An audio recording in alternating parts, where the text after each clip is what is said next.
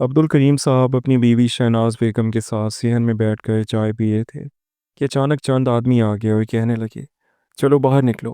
फिर वो उनके घर का सामान बाहर फेंकने लगे।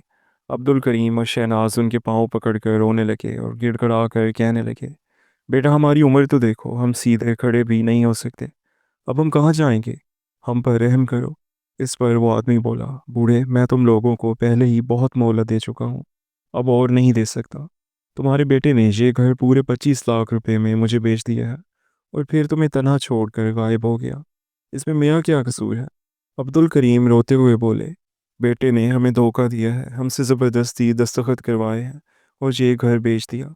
अब हमारा तो कोई और ठिकाना भी नहीं, हम कहाँ जाएं? शहनाज बेगम ने कहा, हम लोग कहाँ जाएंगे? ये जिम्मेदारी मैंने नहीं ली। मैंने कोई फलाही दाना नहीं खोल रखा। पिछले महीने भी तुम्हें निकालने वाला था, लेकिन तुम्हारे रोने धोने पर 1 महीने की मोहलत दे दी थी। अब मज़ीद नहीं, मुझे ये घर किराए पर देना है। आखिर मेरा भी कारोबार है। घोड़ा अगर घास से दोस्ती करेगा तो खाएगा क्या? फिर वो आदमी बोला, सुनो, तुम लोगों के रहने का इंतज़ाम मैं करवा सकता हूँ।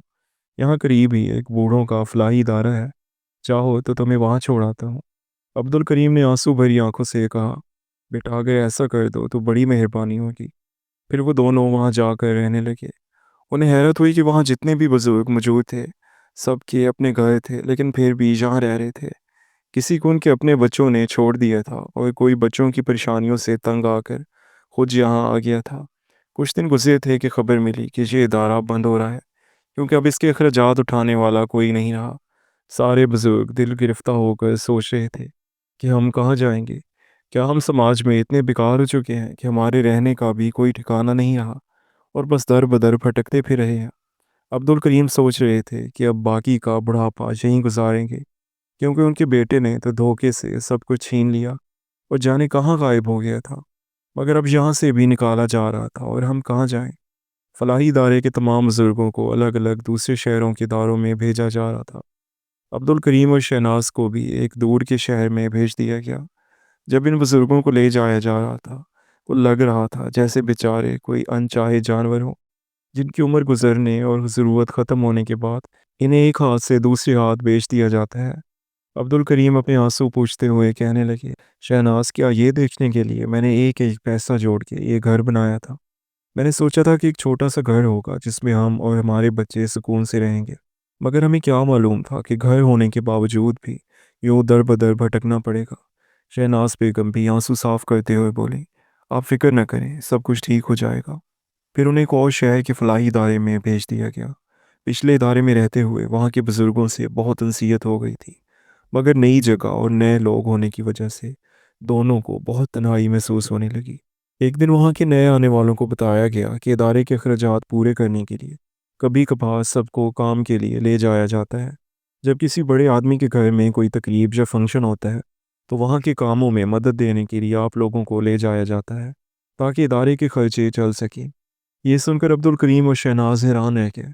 अब्दुल करीम बोले, ये कैसे मुमकिन है? हमें बूढ़ों को भी काम पर लगाया जाएगा और ये बड़े लोग हमें क्यों ले जाते हैं, जबकि अगर वो चाहें तो तंदुरुस्त नौजवान नौकर रख सकते हैं। आखिर जब पैसे देने ही हैं तो किसी अच्छे को दे देंगे ना। शहनाज ने फिक्रमंदी से कहा, पता नहीं, मुझे तो आपकी फिक्र हो रही है। खैर, देखा जाएगा कौन सा काम देते हैं। अब्दुल करीम ने कहा, चलो ठीक है, फिर इंतज़ार करते हैं। इसके बाद वो वहाँ के एक बुजुर्ग से पूछने लगे, भाई तुम तो मेरे हम उम्र लगते हो और पुराने भी हो, हमें ज़रा बताओ कि किस किस्म का काम दिया जाता है। वो बुजुर्ग हल्की सी मुस्कुराहट के साथ बोले, अभी नए हो, सब्र करो, सब पता चल जाएगा। बस एक बात याद रखना, इस दुनिया में कुछ भी मुफ्त नहीं मिलता। जब हमारे अपने बच्चों ने हमें ना बख्शा, तो गैरों से क्या उम्मीद? कम से कम ये लोग हमें रहने के लिए छत तो दे रहे हैं ना। ये कहकर वो बुजुर्ग चले गए। अब्दुल करीम उनकी बातों से हैरान हो गया और उसका मतलब समझने की कोशिश करने लगे। फिर एक दिन चंद बुजुर्गों को चुना गया कि एक बड़े आदमी के घर जाकर पार्टी में काम करें। उनमें अब्दुल करीम और शहनाज बेगम भी शामिल थे। शाम को सभी लोगों को ले जाया गया और एक बड़े बंगले के अंदर पहुंचाया गया। फलाही इदारे के इंचार्ज ने सबको अलग अलग काम देना शुरू कर दिया। शहनाज को किचन में मदद के लिए भेज दिया गया, जबकि अब्दुल करीम को तमाम गुसल खानों की सफाई का हुक्म दिया गया। ये सुनकर वो हैरान रह गए। अब्दुल करीम ने सख्त लहजे में कहा, मैं ये काम नहीं करूँगा। इस पर इंचार्ज ने कहा, अच्छा कोई बात नहीं, फिर आप लोग अपना ठिकाना कहीं और देख लो। آخر کب تک کوئی تمہیں مفت میں روٹی دے گا؟ جب تمہارے اپنے بچوں نے تمہیں اپنے ساتھ رکھنے سے انکار کر دیا تو ہم تو غیر ہیں۔ پھر فوراً وضاحت کرتے ہوئے بولا، نہیں نہیں، اصل میں ان کی طبیعت ٹھیک نہیں ہے، اسی لیے یہ کام کرنے سے انکار کر رہے ہیں۔ آپ ان کو کوئی آسان سا کام دے دیں۔ شہناز بیگم نے کہا، ٹھیک ہے، پھر آپ گھر والوں کو چائے پانی دے دینا، انچارج نے یہ کہا اور وہاں سے چلا گیا۔ عبد الکریم حیران ہو کر بولے، شہناز یہ تم کیا کہہ رہی ہو؟ ہم یہ سب کریں گے؟ شہناز نے دھیرے سے کہا، تو پھر کیا ہم سڑک پر رہیں گے؟ ہمارے پاس کوئی اور راستہ ہے کیا؟ بھلا ہو ان کا کہ کم از کم ہمیں رکھنے پر راضی تو ہیں۔ عبد الکریم غصے سے بولے، رکھ کے آ رہے ہیں؟ مجھے ابھی پتہ چلا ہے کہ یہ ہمیں کام پر لگوا کر اچھے خاصے پیسے لیتے ہیں اور ہم پر زیادہ خرچ بھی نہیں کرتے، بس سوکھی دال روٹی ہی دیتے ہیں۔ ہاں یہ بات الگ ہے کہ کم از کم ہمیں سر چھپانے کی جگہ تو مل رہی ہے۔ پھر دونوں اپنے اپنے کاموں میں لگ گئے۔ عبد الکریم جب سب کو چائے دے رہے تھے تو ایک آدمی کو پیچھے سے آواز دی، صاحب چائے۔ وہ آدمی جو پیچھے مڑا تو عبد الکریم کے ہوش اڑ گئے۔ ان کا اپنا بیٹا عاصم تھا جس کی وجہ سے آج وہ اس سال کو پہنچے تھے۔ عبد الکریم نے چائے دے کر پلٹنے کی کوشش کی تو عاصم نے انہیں روک کر کہا، ذرا سنو۔ عبد الکریم رکے اور بولے، جی کہیے۔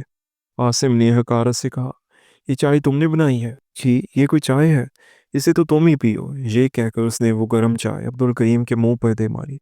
عبد الکریم تڑپ اٹھے اور روتے ہوئے بولے، یہ چائے میں نے نہیں بنائی، میں تو بس دے رہا تھا۔ عاصم نے غرور سے کہا، اچھا اچھا ٹھیک ہے، جاؤ یہاں سے۔ عبد الکریم ایک کونے میں جا کر اپنے آنسو چھپانے لگے۔ اتنے میں شہناز بیگم وہاں آ گئی اور وجہ پوچھی۔ عبد الکریم نے سب کچھ بتا دیا۔ یہ سنتے ہی شہناز کو بے حد غصہ آیا اور وہ فوراً اٹھ کر عاصم کے پاس جانے لگی۔ عبد الکریم نے انہیں روک کر پوچھا، تم کہاں جا رہی ہو؟ شہناز نے سخت لہجے میں کہا، اس نالائق کو ایک تھپڑ مارنے۔ اتنا سب کچھ کرنے کے بعد بھی اسے چین نہیں ملا، اپنے باپ پر چائے پھینکتا ہے۔ پھر وہ بولی، اس کی آج کی حرکت کے بعد تمہیں بھی اندازہ ہو گیا ہوگا کہ وہ کس حد تک گر چکا ہے۔ تمہیں کیا لگتا ہے، کیا اس پر تمہارے تھپڑ مارنے سے کوئی فرق پڑے گا؟ الٹا وہ اور ہمارے لیے مشکل کھڑی کر دے گا۔ عبد الکریم نے کہا، تو کیا ہم اسے ایسے ہی چھوڑ دیں گے؟ ہم کافی عرصے سے اسے تلاش کر رہے تھے تاکہ جان سکیں کہ اس نے ایسا کیوں کیا، اور جب وہ ہمارے سامنے ہے تو اسے یوں جانے دیں۔ شہناز نے کہا، نہیں میں ایسا نہیں کہہ رہی، میں تو کہہ رہی ہوں کہ اسے اس کی زبان میں جواب دینے کی ضرورت ہے۔ عبد الکریم نے پوچھا، یعنی تم کیا کرنے والی ہو؟ شہناز بولی، آج کل کے بچوں کو لگتا ہے کہ وہ جو چاہیں کریں گے اور ماں باپ سہتے رہیں گے، مگر یہ غلط ہے۔ اگر وہ پیسوں کے لیے اتنا نیچے گر سکتا ہے تو میں بھی اس کا باپ ہوں۔ عاصم وہاں کھڑا تھا، بولا، اے بوڑھے ذرا ادھر آؤ، صرف چائے ہی دے گا؟ جا کر کچھ کھانے کو لے آ۔ عاصم نے کہا۔ عبد الکریم جاتے ہیں اور اس کے لیے میٹھا لے آتے ہیں۔ میٹھا کھا کر عاصم اپنا ہاتھ عبد الکریم کی قمیض پر پہنچ دیتا ہے اور کہتا ہے، میرا جوتا صاف کر دے، بڑے گندے ہو گئے ہیں۔ عبد الکریم اس کی طرف آنکھیں پھاڑ کر گھورنے لگتے ہیں کہ اسی وقت عاصم کہتا ہے، دکھانے کی ضرورت نہیں ہے، پہلے تو تمہیں گھر سے بے گھر کیا تھا، اب اس کام سے بھی نکلوا کر بھوکے مرنے کی حالت میں لا دوں گا۔ پتہ ہے آج میری شادی ہے، یہ جو تمام چیزیں دیکھ رہے ہو نا وہ میرے لیے ہے۔ میں اسی گھر کی لڑکی سے شادی کرنے جا رہا ہوں، جیسا میں کہوں گا ویسا کرو۔ عبد الکریم بولے، آخر ہماری کون سی غلطی کی سزا ہے جو تم پیدا ہوئے؟ آدھی بات یاد ہے، جب میں جوا میں پیسے آ رہا تھا، گنڈے میرے پیچھے تھے، تب تم سے میں نے پیسے مانگے تھے، تم نے کیا کیا؟ الٹا مجھے پکڑوانے کی دھمکی دی۔ عاصم نے کہا، اسی کا بدلہ لیا میں نے۔ عبد الکریم نے کہا، بیٹا اپنے ماں باپ کو سڑک پر مرتے چھوڑ کر نئی زندگی بسانے چلے گئے ہو۔ تم تو کسی کے شوہر بننے کے لائق ہی نہیں ہو، تم پہلے بھی جواری تھے اور آج بھی جواری ہو۔ میں پورے یقین کے ساتھ کہتا ہوں تم یہ شادی بھی پیسوں کے لیے کر رہے ہو، کیونکہ جتنا بھی میں تمہیں جانتا ہوں تم میں ذمہ داری نہیں ہے۔ عاصم نے کہا، میرے لیے پیسہ ہی میری ذمہ داری ہے۔ اب میری شادی جہاں ہو رہی ہے نا، اس کے بارے میں جان کر تم ہوش اڑا دوں گا۔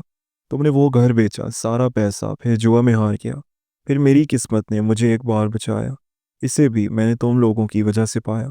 ایک بار اس نے میری جان بچائی، پھر میں نے اپنی یتیم پن اور تنہائی کا دکھ سنایا، پھر کیا تھا؟ آج کی خوشی تم دیکھ سکتے ہو۔ عبد الکریم نے کہا، تمہیں کیا لگتا ہے دنیا میں صرف تم ہی چالاک ہو؟ جس طرح تم نے ہمیں بے وقوف بنا کر گھر کے کاغذات پر دستخط کروا کر دھوکہ دیا تھا، آج بھی تم کسی لڑکی کو دھوکے میں پھنسانے کی سوچ رہے ہو اور تم بچ جاؤ گے۔ اس سے پہلے کہ عبد الکریم اپنی بات ختم کر پاتے، عاصم بول پڑتا ہے، تو کیا تم سب جا کر بتاؤ گے؟ پاگل بوڑھو، میرا اس کا فاصلہ دیکھو، ابھی کہاں تم ایک نوکر اور کہاں میں اس گھر کا ہونے والا داماد، کون یقین کرے گا؟ میں کہتا ہوں اگر اپنی بھلائی چاہتے ہو تو یہاں سے نکل جاؤ، ورنہ تمہارا حال پہلے سے بھی بدتر کر دوں گا۔ بیٹا تمہیں ہر بات میں بڑی جلدی رہتی ہے، میری بات پوری تو سن لیا کرو۔ میں کہہ رہا ہوں تم جو اپنے سینے پر ہاتھ مار کر اپنی تعریفیں کر رہے تھے، اگر کسی نے سن لیا تو ذرا پیچھے تو دیکھو۔ جیسے ہی عاصم پیچھے مڑتا ہے تو اپنی دلہن عائشہ کو وہاں کھڑا دیکھ کر اس کے پیروں تلے سے زمین نکل جاتی ہے۔ بیٹا پہلے میں بہت رویا کرتا تھا کیونکہ تم سے ملنے کی کوئی امید نہیں تھی، مگر جب تم سے ملا اور وہ کڑوی چائے کا ذائقہ چکھا تو قسم کھا لی کہ تمہیں بھی ایک ایسا سبق سکھاؤں گا جو زندگی بھر یاد رہے گا۔ پھر مجھے خبر ملی کہ آج تمہاری منگنی ہے اور میں نے سوچا اس لڑکی کو تمہاری اصلیت بتا دوں، مگر بات وہیں آ کر اٹک گئی۔ عاصم نے پسینہ پوچھتے ہوئے کہا، نہیں عائشہ، یہ سب اس بوڑھے کی سازش ہے، اس کی باتوں میں مت آنا۔ اتنے میں عائشہ کے ہاتھ کا ایک زوردار تھپڑ عاصم کی گال پر پڑا۔ تمہاری ہمت کیسے ہوئی میرے ساتھ اتنا بڑا دھوکہ کرنے کی؟ شادی میں آئے سب مہمان دولہے کو حیرت سے دیکھنے لگے۔ عاصم کچھ بولنے ہی والا تھا کہ دوسرا تھپڑ بھی اس کے گال پر پڑ گیا۔ خبردار اگر اپنی گندی زبان سے میرا نام بھی لیا تو جو اپنے والدین کو دھوکہ دے سکتا ہے اس پر کیا بھروسہ کہ کل مجھے بھی دھوکہ نہ دے۔ عائشہ کا یہ روپ دیکھ کر سب لوگ ششدر رہ گئے۔ اسی دوران شہناز بی بی غصے میں آ کر سامنے کھڑی ہو گئی اور کہا، اپنے والدین کی بڑھاپے کی زندگی برباد کر کے چین نہیں ملا، اب اس کو شکار بنانے پر تلا ہے۔ دیکھ بیٹا دنیا کتنی چھوٹی ہے، تیرا کیا ہوا ظلم آج تجھ پر لوٹ آیا ہے۔